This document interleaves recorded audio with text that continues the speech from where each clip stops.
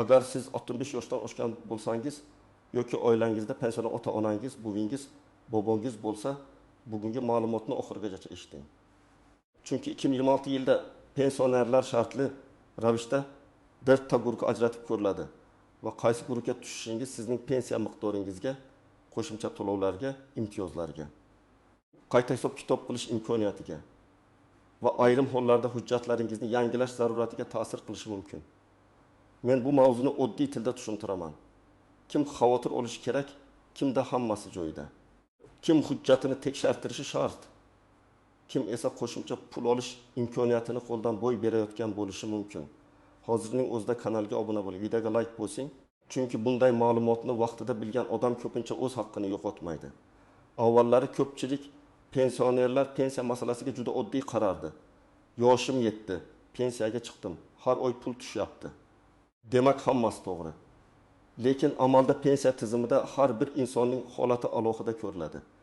Kimning ish staji ko'p, kimning maoshi yuqori bo'lgan, kim nogironlik guruhi bilan pensiya oladi, kim o'quvchisini yo'qotgan, kim chet elda ishlagan, kim norasmiy ishlagani sabab staji kam ko'ringan, kimning hujjatida familiya, ish joyi yoki sanalarda xatolik bor.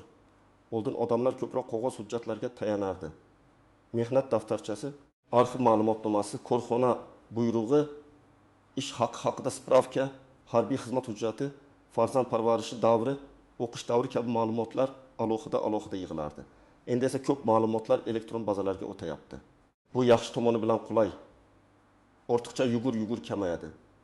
Lekin xavfli tomoni ham bormi? Agar bazada ma'lumot noto'g'ri tushgan bo'lsa yoki umuman tushmagan bo'lsa, pensioner o'ziga tegishli to'lovni kam olishi mumkin. 2026 yilga kelib eng muhim masala shuki, pensionerlar bir xil holatda emas. Birinchi guruhda hammasi to'g'ri rasmiylashtirilgan va pensiyasi barqaror hisoblanayotganlar bo'ladi. Ikkinchi guruhda pensiyasi qayta hisoblanishi mumkin bo'lganlar bor. Uchinchi guruhda hujjatlarda muammo bo'lgan, staji yoki daromadi to'liq aks etmaganlar bo'ladi. To'rtinchi guruh esa alohida e'tibor talab qiladigan. Qo'shimcha imtiyoz, nafaqa yoki ijtimoiy yordamga ehtiyoji bor pensionerlar hisoblanadi. Men hozir har bir guruhni batafsil tushuntiraman. Siz o'zingizni yoki yaqinlaringizni qaysi guruhga kirishini tekshirib ko'ring. Birinchi guruhga odatda pensiyaga chiqqanida barcha hujjatlari to'liq topshirilgan, mehnat staji to'g'ri hisoblangan, ish haqi bo'yicha ma'lumotlari tasdiqlangan va pensiya turi bo'yicha nizoli holati bo'lmagan insonlar kiradi. Bunday pensionerlar uchun asosiy vazifa vahima qilish emas, balki pensiya miqdor indeksatsiya oshirish yoki qonunchilikdagi yangilanishlar bo'yicha o'z vaqtida o'zgarayotganini kuzatib borishdir. Masalan, 68 yoshli Akmal aka 35 yil rasmiy ishlagan. Mehnat daftarchasidagi yozuvlari aniq, ishlagan korxonalari yopilgan bo'lsa ham arxiv ma'lumotlari vaqtida olingan. Pensiyaga chiqqanda oxirgi yillardagi ish haqi bo'yicha ma'lumot ham topshirilgan. Har oy pensiyasi kartaga tushadi. Unda nogironlik, o'quvchisini yo'qotish yoki qo'shimcha nafaqa bo'yicha alohida holat yo'q. Akmal aka birinchi guruhga yaqin turadi. U uchun eng muhim ish har yili pensiya oshirilganda miqdor to'g'ri qo'shilganmi? Bank kartasida ushlab qolishlar yo'qmi? Telefoniga kelayotgan SMSdagi summa bilan pensiya bo'limidagi ma'lumot mosmi? Shuni tekshirish. Yana bir misol, 72 yoshli Mahbuba opa o'qituvchi bo'lib ishlagan. Ish staji 40 yilga yaqin. Pensiyaga chiqishdan oldin maktab buxgalteriyasi barcha ma'lumotni tayyorlab bergan. U pensiyasini vaqtida oladi. Hujjatlarida familiya o'zgarishi bo'yicha nikoh guvohnomasi ham qo'shilgan. Bunday holatda hammasi tinchdek ko'rinadi. Lekin men baribir tavsiya qilaman. Kamida bir marta pensiya tayinlashdagi hisob-kitob nusxasini ko'rib chiqing. Chunki ba'zan odam pensiyasi to'g'ri deb yuradi. Keyin ma'lum bo'ladiki, 2 yil staj hisobga olinmagan yoki yuqori ish haqi o'rniga pastroq davr olingan. Birinchi guruhdagi pensionerlar ko'p xavotir olmasligi mumkin. Lekin umuman tekshirmasdan yurish ham to'g'ri emas. Chunki tizimdagi xatolar har doim ham darhol ko'rinmaydi. Ayniqsa ism familiyadagi bitta harf farqi, tug'ilgan sanadagi bitta raqam xatosi, eski korxona nomining noto'g'ri yozilishi kelajakda muammo tug'dirishi mumkin. Ikkinchi guruh eng muhim guruhlardan biri. Bu yerda odam pensiya olayotgan bo'ladi. Lekin uning pensiyasi qayta ko'rib chiqilishi, qayta hisoblanishi yoki qo'shimcha hujjat asosida oshishi mumkin. Ko'pchilik aynan shu joyda pul yo'qotadi. Chunki odamlar pensiya bir marta tayinlandi, endi o'zgarmaydi deb o'ylaydi. Aslida ayrim holatlarda pensiya qayta hisoblanishi mumkin. Kimlar bu guruhga kiradi?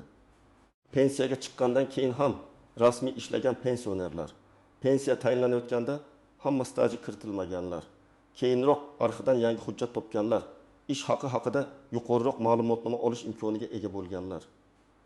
Mehnat daftarchasida yozuv bor, lekin o'sha payt hujjat yetishmagani uchun hisobga olinmagan davrlar bo'lganlar. Ayrim toifadagi imtiyozli stajga ega bo'lishi mumkin bo'lganlar. Masalan, Olimni 6 yoshli Dilshod aka pensiyaga 2021 yilda chiqqan. Pensiya tayinlanganda 22 yil staj hisoblangan. Lekin u aslida 1990 yillarda yana 4 yil boshqa tashkilotda ishlagan. O'sha tashkilot yopilgan, arxiv ma'lumoti yo'q deb o'ylagan. Keyinchalik viloyat arxivida hujjatlar saqlanib qolganini bilib, ma'lumotnoma oldi.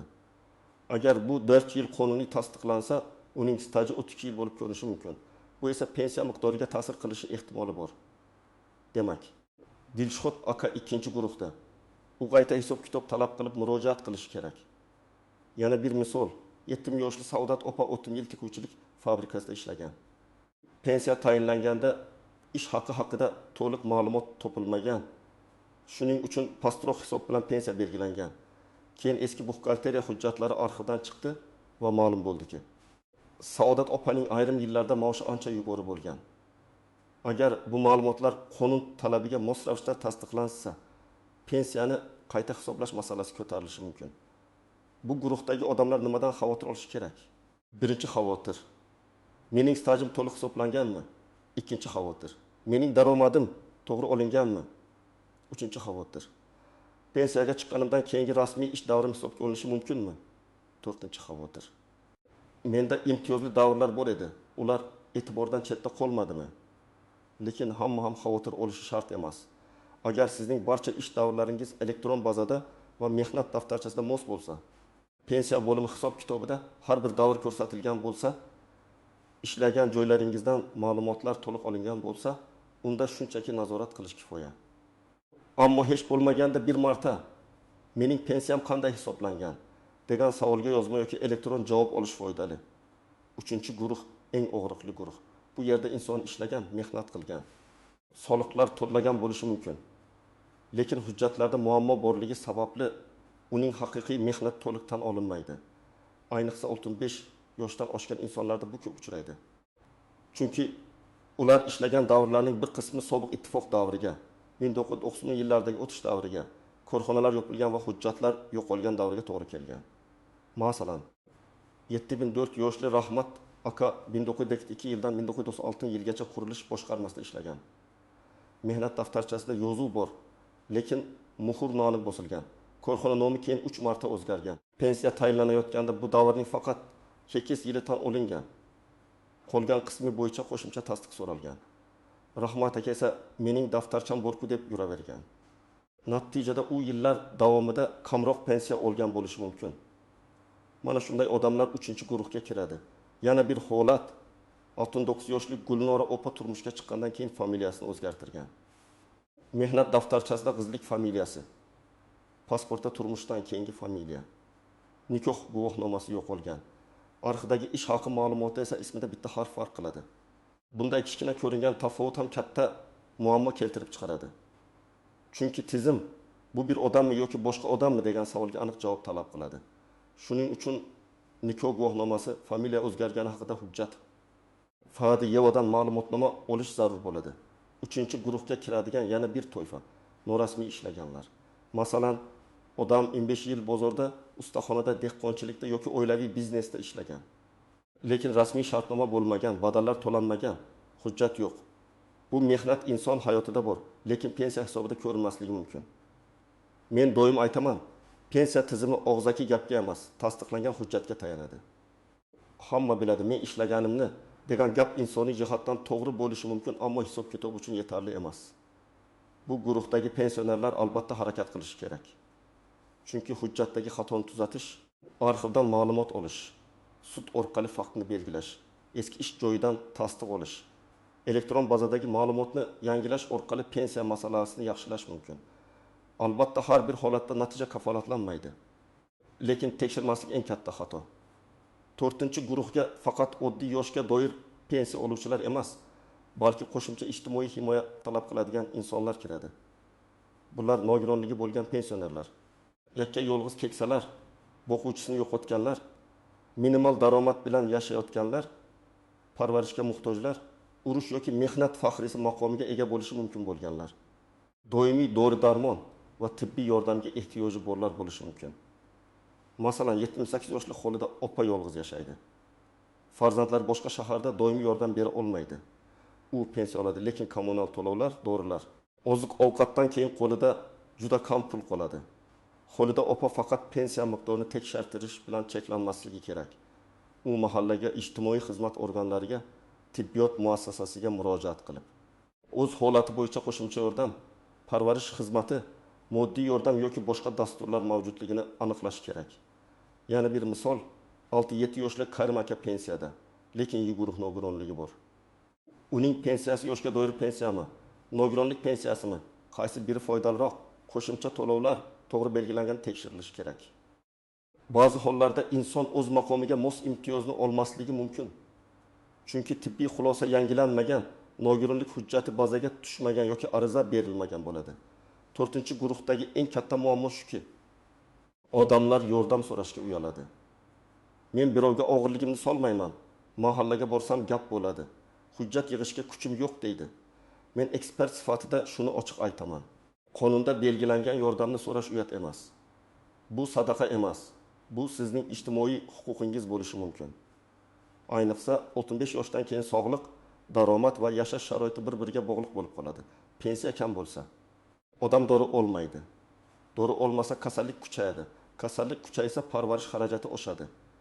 Shuning uchun vaqtida murojaat qilish juda muhim. Endi eng muhim nozik joylarga o'tamiz. Birinchi tuzoq. Pensiya miqdori oshganini ko'rib, hammasi to'g'ri deb o'ylash. Masalan, davlat tomonidan pensiyalar oshirilsa, sizning summangiz ham oshadi, lekin bu umumiy oshirish bo'lishi mumkin. Bu sizning stajingiz to'liq kiritilganini yoki ish haqingiz to'g'ri hisoblanganini isbotlamaydi. Shuning uchun pul oshdi, demak hisob to'g'ri degan xulosa noto'g'ri bo'lishi mumkin. Ikkinchi tuzoq. Bank kartasiga tushgan summa bilan tayinlangan pensiya summasini adashtirish. Ba'zan karta bo'yicha kredit, qarzdorlik, aliment, ijro hujjati yoki bank xizmatlari bilan bog'liq ushlab qolishlar bo'lishi mumkin. Pensioner esa pensiyam kamaydi deb o'ylaydi. Bunday holatda avval bankdan ko'chirma oling, keyin pensiya bo'limidan tayinlangan pensiya miqdorini aniqlang. Shunda muammo qayerda ekani bilinadi. Uchinchi tuzoq. Arxiv hujjatini kechiktirish. Ko'p odam keyin olaman deb yuradi. Lekin eski hujjatlar yillar o'tgan sari topilishi qiyinlashadi. Korxona tugatilgan, arxiv boshqa joyga ko'chgan, hujjat raqamlari o'zgargan bo'lishi mumkin. Agar sizda staj bo'yicha shubha bo'lsa, bugun harakat boshlang. 2026 yilni kutib o'tirmang. 4-tuzoq. Familiya, ism, otasining ismi va tug'ilgan sanadagi farqlar. Masalan, mehnat daftarchasida Abdullayev, pasportda Abdullayevich yoki bir harf boshqacha yozilgan bo'lsa, bu mayda narsa emas. Ayniqsa eski ruscha hujjatlardan lotin yozuviga o'tishda juda ko'p xatolar paydo bo'lgan. Har bir farqni tasdiqlovchi hujjat bilan yopish kerak. 5-tuzoq. Pensiyaga chiqqandan keyin ishlash masalasini noto'g'ri tushunish. Ba'zi pensionerlar ishlasam pensiyamni kesib qo'yishadi deb qo'rqadi. Ba'zilari esa ishlasam avtomatik ko'payadi deb o'ylaydi.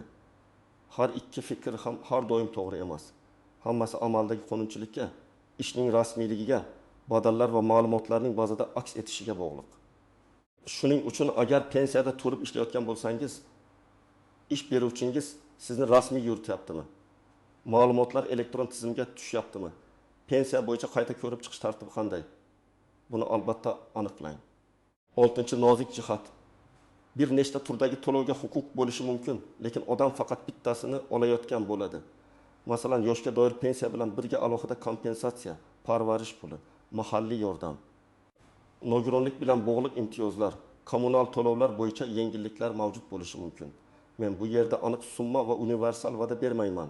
Chunki har bir hudud, har bir maqom va qonunchilikdagi o'zgarishlar alohida tekshiriladi. Lekin savol berish kerak. Mening holatimda yana qanday yordamlar bor? Endi sizga aniq yo'l xaritasini beraman. Birinchi qadam. O'zingizni qaysi guruhga mansub ekaningizni aniqlang. Agar pensiyangiz barqaror, hujjatlar to'liq, staj va ish haqi bo'yicha shubha yo'q bo'lsa, birinchi guruhdasiz. Agar qo'shimcha staj, yangi arxiv hujjati, pensiyadan keyingi ish davri yoki yuqoriroq ish haqi ma'lumoti bo'lsa, ikkinchi guruhdasiz. Agar hujjatlarda xato, yo'qolgan ma'lumot, familiya farqi, korxona yopilgani, stajdan olinmagani bo'lsa, uchinchi guruhdasiz. Agar sog'liq, yolg'izlik, nogironlik, parvarish yoki kam daromad sabab qo'shimcha yordamga muhtoj bo'lsangiz, to'rtinchi guruhdasiz. Ikkinchi qadam, hujjatlaringizni bitta papkaga yig'ing. Pasport yoki ID karta nusxasi, pensiya guvohnomasi yoki pensiya bo'yicha ma'lumot, mehnat daftarchasi, ish haqi haqida ma'lumotnomalar, arxiv spravkalari, harbiy xizmat hujjati, diplom yoki o'qish davriga oid hujjatlar. Farzandlar tug'ilganligi haqidagi guvohnomalar, nikoh guvohnomasi, familiya o'zgarishini tasdiqlovchi hujjatlar, nogironlik bo'yicha tibbiy xulosa, bank karta rekvizitlari va bank ko'chirmalarini tayyorlang. Uchinchi qadam. Pensiya hisob-kitobini so'rang. Pensiya bo'limiga yoki tegishli davlat xizmatlari tizimi orqali murojaat qilib, mening pensiyam qaysi staj va qaysi daromad ma'lumotlari asosida hisoblanganini tushuntirib berishingizni so'rayman degan mazmunda ariza qoldirish mumkin. Og'zaki so'rash ham foydali, lekin yozma yoki elektron murojaat natijani aniqroq qiladi. Chunki sizga javob berilganda qaysi davrlar hisobga olingani, qaysi davrlar olinmagani bilinadi. To'rtinchi qadam, arxivlarni tekshiring. Agar eski ish joyingiz yopilgan bo'lsa, tuman, shahar yoki viloyat arxiviga murojaat qiling. Arizada ish joyining eski nomini, taxminiy ishlagan yillaringizni, lavozimingizni, o'sha paytdagi familiyangizni ko'rsating. Masalan, 1997 yildan 1994 yilgacha falon qurilish boshqarmasida ishlagan davrim bo'yicha ishga qabul qilish, ishdan bo'shatish va ish haqi ma'lumotlarini berishingizni so'rayman. Qanchalik aniq yozsangiz, hujjat topilishi shunchalik oson bo'ladi. 5-qadam, xatolarni tuzating. Agar ism yoki familiyada farq bo'lsa, FDDY organiga murojaat qiling. Agar mehnat daftarchasidagi yozuv noto'g'ri bo'lsa, sobiq ish beruvchi mavjud bo'lsa, undan tasdiq oling. Agar ish beruvchi yo'q bo'lsa, arxiv va hujjatlari yoki zarur hollarda sud orqali yuridik faktni belgilash masalasi ko'rib chiqilishi mumkin. Bu jarayonda shoshilmaslik, har bir qog'ozni nusxalab saqlash va arizalarning kirim raqamini olish juda muhim. 6-qadam, mahalla va ijtimoiy xizmatlar bilan bog'laning. Ayniqsa yolg'iz pensioner, nogironligi bor inson yoki daromadi juda kam bo'lgan keksalar uchun bu muhim. Mahallaga borib shunchaki menga yordam bering demang, aniq ayting. Men yolg'iz yashayman. Pensiyam falon miqdorda dori xarajatlarim bor.